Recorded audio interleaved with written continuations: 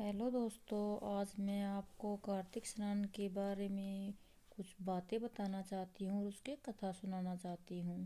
कार्तिक स्नान बहुत ही महत्वपूर्ण है। इसके स्नान करने से मात्र सब कुछ आपके जो भी दुख दर्द हैं वो समाप्त हो जाएंगे। तो मैं आपको कहानी सुनाती हूँ। क्योंकि जो पानी है उसमें विष्णु भगवान का वास होता है, इसलिए जो भी कार्तिक मास में सुबह जल्दी उठकर सूर्य उदय से पहले स्नान करता है उसके समस्त दुख दूर हो जाते हैं और वह समस्त सुखों को प्राप्त करता है। इसलिए कार्तिक स्नान बहुत ही ज़रूरी है। तो इसलिए मैं आपको आज कार्तिक स्नान की कहानी सुनाने जा रही हूँ। कृपया ध्यानपूर्वक सुनना। बहुत समय पहले एक गांव में एक बूढ़ी औरत उसकी बहू रहती थी। सास सुबह जल्दी उठकर पूजा पाठ करती थी और कार्तिक मास में स्नान करती थी।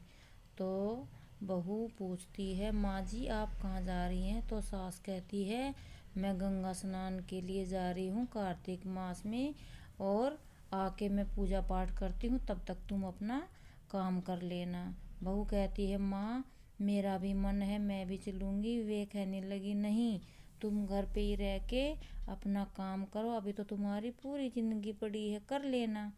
लेकिन बहू का मन नहीं माना और फिर वह बहू अंदर जाकर बर्तनों में पानी देखना शुरू कर देती है, लेकिन किसी भी बर्तन में पानी नहीं मिला। एक बर्तन में बहुत थोड़ा पानी है। उस पानी को लेकर बहू उसी से स्नान करने लग जाती है और स्नान करते करते कहती है, मन चंगा तो कटौती में गंगा। तो गंगा माई वहीं आ जाती है और बहू सारे बर्तन भर लेती है और अच्छे से स्नान करती है। कई दिनों तक ऐसा ही चलता रहा।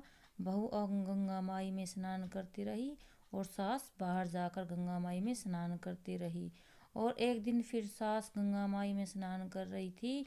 स्नान करते करते सास की नथ बह गई और बहू गंगा माई घर पे स्नान कर रही थी। उसकी नथ उसकी बहू के हाथ लग गई और फिर ये कहती है, ये तो नथ माँ जी की है। उसने वो नथ पहचान ली और उठाकर रख ली। तब उसकी सास घर पे आई और बड़ी ही चिंतित बैठी हुई थी।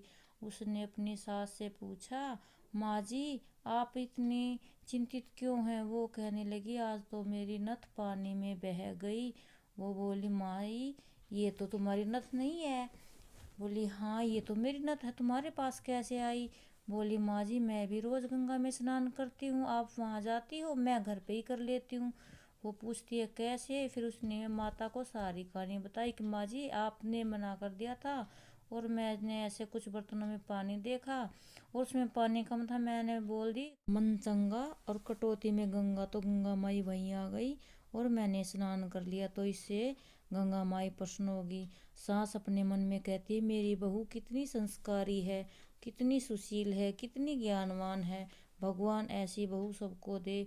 और सास बहू फिर से कार्तिक मास दोनों अपने अपने तरीके से दोनों स्नान करने लग गई।